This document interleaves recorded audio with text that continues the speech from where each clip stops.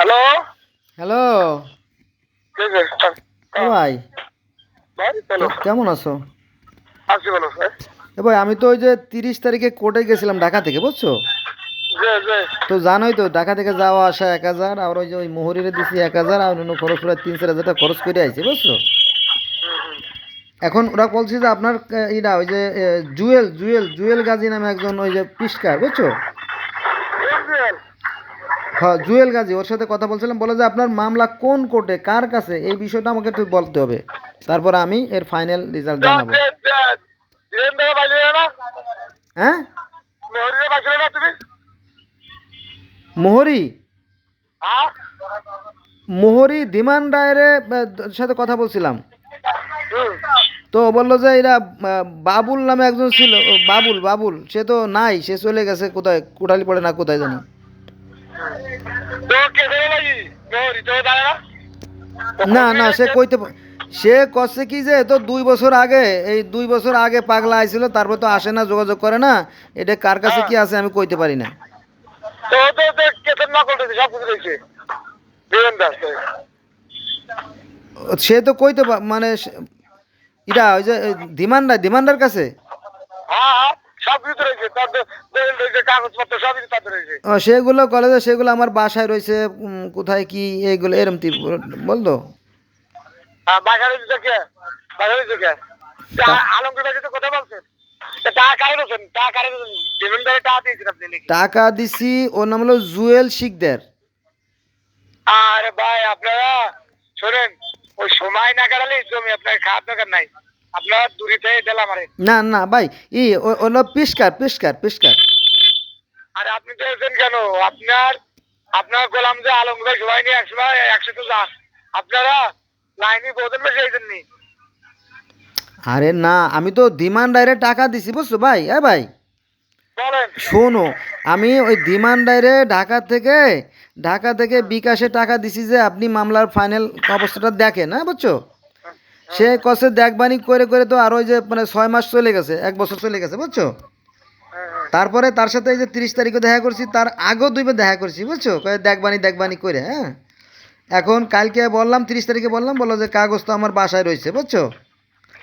তারপরে বললো যে পাগলা তো আগে আসতো, এখন তখন আসে টাসে না, বছর 2টা হয়ে গেছে, হ্যাঁ, কোথায় কি অবস্থায় আছে ইত্যাদি ইত্যাদি। পরে গেলাম বিশ। তারে উকিল আর মোহরি 6,000 টাকা ওই যে আপনি টাকাটা দিলেন দিয়ে ডাক্তারের আজকে গুনে আমরা দিয়ে এলাম। যে কেসেতে একটা ধরে দিনে আমারে। আচ্ছা, ওই নকলের কাগজ টাগজকে তোমাদের, নকলের কাগজটা এখন না, মানে এখন মামলা কার কাছে আছে, কোন কোর্টে আছে সেটা জানতে চাচ্ছে, পিস্কার বলতেছে কোন কোর্টে আছে। ওই আলমগীর ভাই বাজারে না, আলমগীর ভাই জানে। ওনাদের একটু ফোন ওই দেন। আলমগীরের কাছে আবার ফোন দিছিলাম, ওই ডারে দিয়ে, ওই যে জুয়েল শিকদারে দিয়ে, বুঝছো? জুয়েলের নাম্বারও আছে। ওই পিস্কার। ভাই আপনি এটা একটু ফোন দেন। আমিও আটা ট্রাই করলাম আজকে যাবো ছিলাম আমি গোপালগঞ্জ। হ্যাঁ ফোন দিলাম, ফোন বন্ধ আলমগীর ভাই কেন দিন? হ্যাঁ হ্যাঁ, ফোন বন্ধ, আমিও ফোন দিছিলাম। ভাই একটু, ভাই একটু ভালো করে শোনো, হ্যালো। হ্যাঁ বয় আমি শোনেন। এ কোর্ট সে কোর্ট ও কোর্ট করে পরে কাশিয়ানির যে জজ কোর্টের যে আপিল বিভাগ, বুঝছো? সেখানকার জুয়েল শিকদার, ওর কাছে গেছি, বুঝছো? যাকে আপনি আমার ঘরে জায়গা নাই। আপনি গোপালগঞ্জ আমি যাই নই। হ্যাঁ তাই আমার কাগজপত্র নথি আমি পাবো। হ্যাঁ তারপর আপনার ঘরে জানাচ্ছি। হ্যাঁ হ্যাঁ, তুমি জানাও কি অবস্থা আছে, তারপরে। হ্যাঁ আমার কাগজপত্র যা আছে সব আমি পাবো ধরে। ভাই আমি তো মনে করো আমার নকল যা আছে দলিল মলিল যা আছে সব ওদের রয়েছে। আমি সব পাট্টা ভাই পাট্টা হিসেব করে বাইরে তো আপনার জানাবানি। ভাই, হ্যাঁ, ভাই আমি ওই যে 6,000 টাকা দিলাম, তাই না? ওই তো মনে করো আমি আর এই যে আরো 3,000 টাকা খরচ করলাম, এই যে আরো 3,000 টাকা খরচ করলাম, আগেও আমি 2,000 টাকা খরচ করছি, তাহলে আমি তো প্রায়, তাই না, 10-12 হাজার টাকা খরচ করে ফেললাম। আমার তো কোনো নাই, টাকা খরচ করলে করি, এটা ফাইসলা হোক, তাই না? ওই তো এই জন্যই কালকে আমার সব কিছু তারপরে আপনার ফোন ধরে দেওয়ান কিলোমিটার ধরে অসুবিধা কি? তুমি হ্যাঁ তুমি একটু যাও, ঠিক আছে ভাই, যে কোনো এক সময় যাই আমার জানাও, ঠিক আছে ভাই? হ্যাঁ আচ্ছা রাখি ভাই। আচ্ছা ভালো আচ্ছা। থাকেন। আচ্ছা, ভালো থাকো, ভালো থাকো। আচ্ছা আচ্ছা।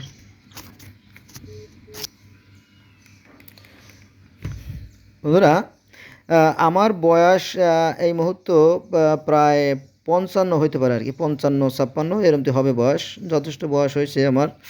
তো এই আমি যখন 5 বছর বয়স, যখন আমি এই জমির পাশ দিয়ে হেঁটে হেঁটে গেছি, তখন দেখছি এই যার সাথে কথা বললাম এরই মা, অর্থাৎ আমার মামি, উনি এই জায়গাটায় ওই লাউ গাছ, কুমড়ো গাছ এগুলো লাগাতো। তার পরবর্তীতে আহ, আহম্মদ কুলু নামে, ওহম কুলু বলে মানুষের গ্রামের মানুষের সুন্দর করে নাম বলে না, তো ওহম কুলু বলে, ওহম কুলু।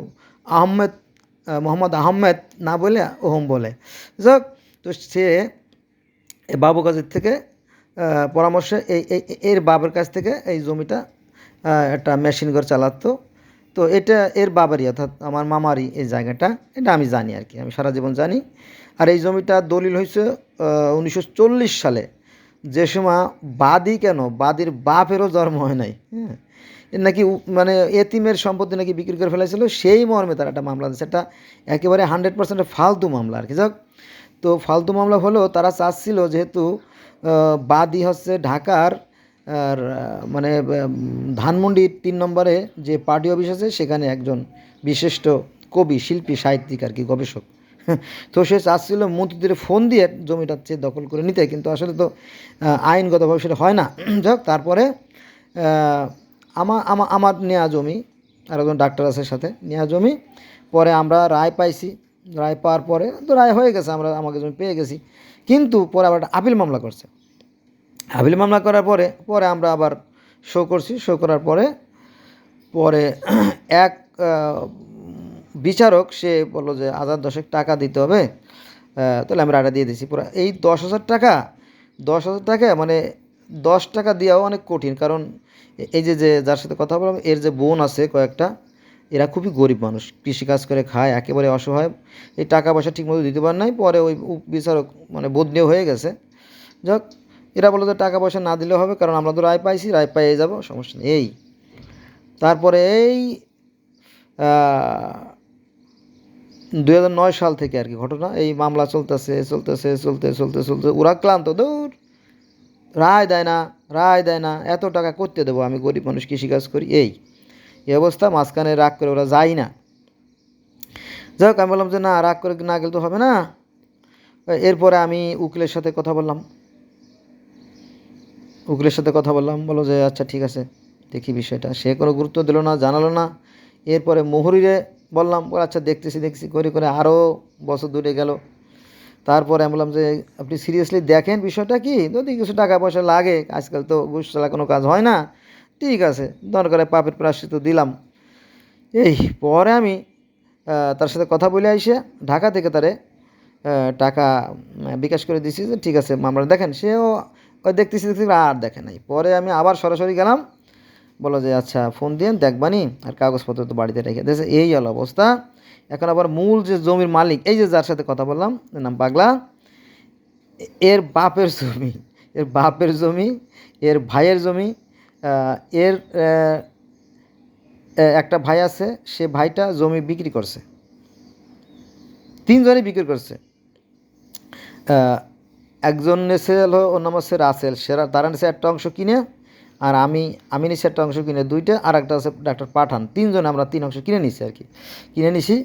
তো কোর্টে যাই মিথ্যে কথা বলছে যে না, এই জমি যার জমি, দেখেন যার জমি, সে কিন্তু জমি বিক্রি করছে, দলিল আছে, তারপরে বলতেছে যে এই জমি আমাদের না, ওই বাদীর জমি।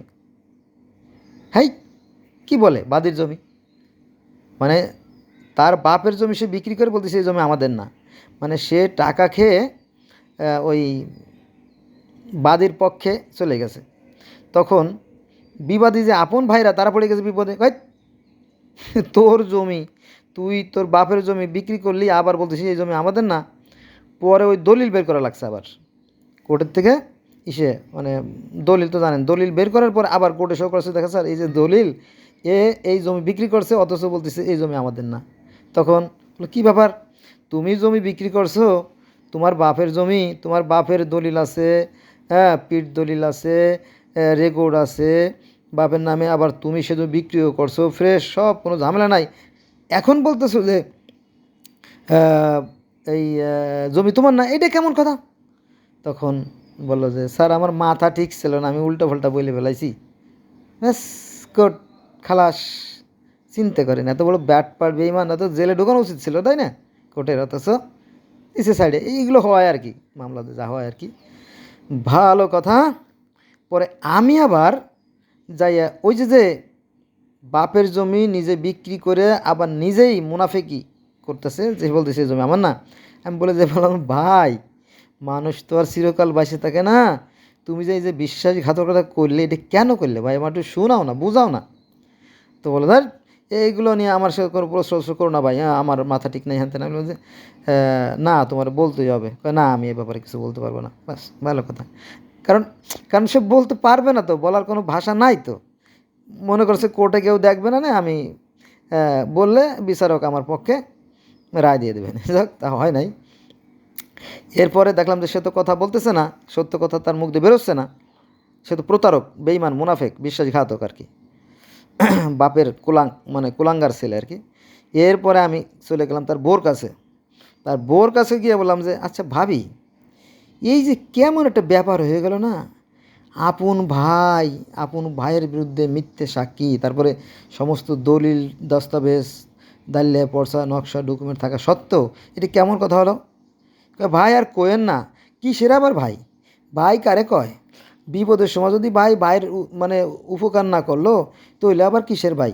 জানেন আপনি, আপনার ভাই যখন বিপদে পড়ছিল তখন ওর পা পা ফুলে গেছিলো, দুইটা পায়ে ফুলিয়ে গেছিলো, ফুলে একদম টেমা হয়ে গেছে, অচল হয়ে যায়, ঘরে খাবার নাই, আমার বাচ্চা কাছে না খেয়ে মরে যায়। সেই বিপদের সময় ওই বাদীরা তারা আমার একটা কাট করে দিছে, পরে সেইতে দুই সাইডে চাইল্ড ডাইল যা পাইছি তাই দিয়ে আমার বাচ্চাগুলোকে বাঁচায় রাখছি। এই জন্য সে তাদের পক্ষে কথা বলে। আমি কই যে সেটা হচ্ছে এক জিনিস সাহায্য, মনে করেন সে মেম্বার, কালো মেম্বার মারা গেছে, সে ইয়াং বয়সে স্ট্রোক করে মারা গেছে, বুঝছেন। পাপের প্রায়শ্চিত্ত, পাপ করলে আল্লাহ ক্ষমা করে না। এটা আমরা দেখি, আমরা দেখেও বোঝার চেষ্টা করি। ইয়াং ছেলে, একদম ইয়াং ছেলে, বয়স কত হবে আর 40, স্ট্রোক করে মারাই গেছে মেম্বার আর কি। যাই হোক, তো যে মেম্বার কথা মানে কালো মেম্বার, তো সে বলো যে কালু আমাকে একটা কাট করে দিছিল, মানে কাট করে দিয়ে তার নিজের পক্ষে মিথ্যে সাক্ষী করাতে বাধ্য করছে। বললাম যে ঠিক আছে, সে না হোক আর একজন আপনার সাহায্য করতো, কারো দিন পড়ে থাকে না, কত বিত্তবান আছে তাদের কাছে বিপদের কথা বললে আপনার কিছু সাহায্য করতো, তাই বলে কি তো মিথ্যে কথা বলা যায় বলেন ভাবি। তা বললো যে আসলে ভাই ঠিকই বলছো, কাজটা ঠিক হয় নাই, এই কাজটা আসলে অন্যায় হয়ে গেছে, কিন্তু ওই যে ভাইয়ের সাথে ভাইয়ের মনোমালিন্য নাই, এই জন্য এই কাজটা করতে বাধ্য হয়েছে। যাক, ভালো হয়েছে এই আর কি। তো এখন মনে করেন যে যে বাদী তো বাদীর বাপেরও জন্ম হয় নাই, কারণ 1944 সালে এই দলিলটা করা, মানে যার কাছ থেকে আমরা এই জমি নিছি। আর এর আগে 4 বের এই জমি বিক্রি হয়েছে, 4 বের 5 বার দলিল ঘুরে আসছে। এখন কার জমি কে নেছে, কীভাবে নেছে ইত্যাদি ইত্যাদি অনেক কাহিনী আর কি। তো এই লোকটা একটা নিষ্কলঙ্ক লোক, অথচ তারা দাবি হচ্ছে যে এই জমি আমার পূর্বপুরুষের এক এতিমের কাছ থেকে কিনে নিয়েছিল। সে কে নিছিল, কী নিছিল, সবাই কিন্তু মরে গেছে, বুঝছেন।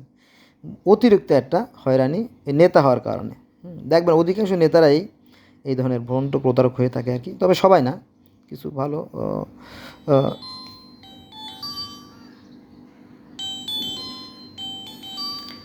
বন্ধুরা, তাহলে আজকে এই মধ্যে রইলো, ভালো থাকবেন সবাই।